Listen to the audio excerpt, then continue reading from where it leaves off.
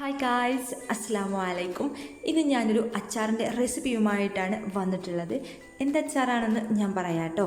അപ്പോൾ നമ്മുടെ വീഡിയോ ഇഷ്ടമായാൽ ലൈക്ക് ചെയ്യാനും നമ്മുടെ ഈ ചാനൽ സബ്സ്ക്രൈബ് ചെയ്യാനും മറക്കല്ലേ. Welcome to my channel. ഞാനിവിടെ പച്ച ഈത്തപ്പഴം എടുത്തിട്ടുണ്ട്. അപ്പോൾ പച്ച ഈത്തപ്പഴം വെച്ചിട്ടാണ് കേട്ടോ നമ്മളിന്ന് അച്ചാർ ഉണ്ടാക്കുന്നത്. നല്ലതുപോലെ കഴുകി വൃത്തിയാക്കി എടുത്തിട്ടുണ്ട്.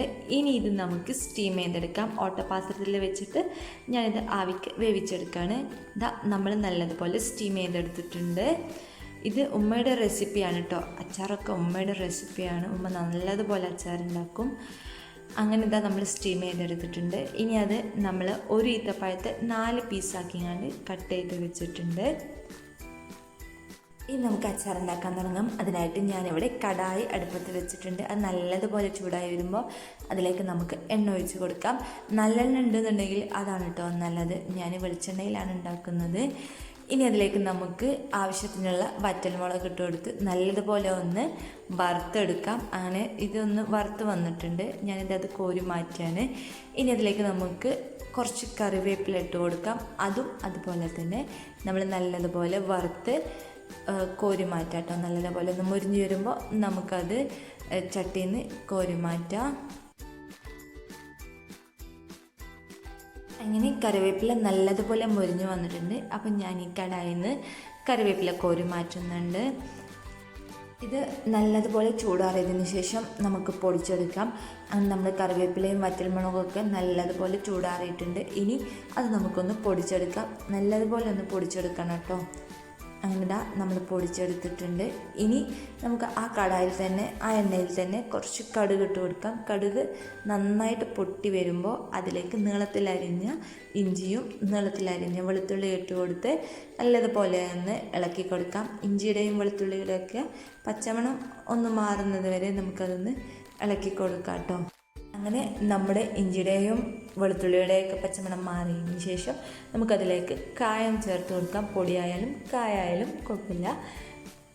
എന്നിട്ട് നമുക്കിത് നല്ലതുപോലെ ഒന്ന് ഇളക്കി കൊടുക്കാം.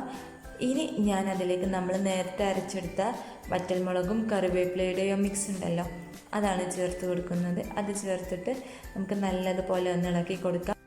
ഈ ലോ ഫ്ലെയിമിലാണ് കേട്ടോ വേണ്ടത്, അല്ലാന്നുണ്ടെങ്കിൽ അത് പെട്ടെന്ന് കരിഞ്ഞു പോകും.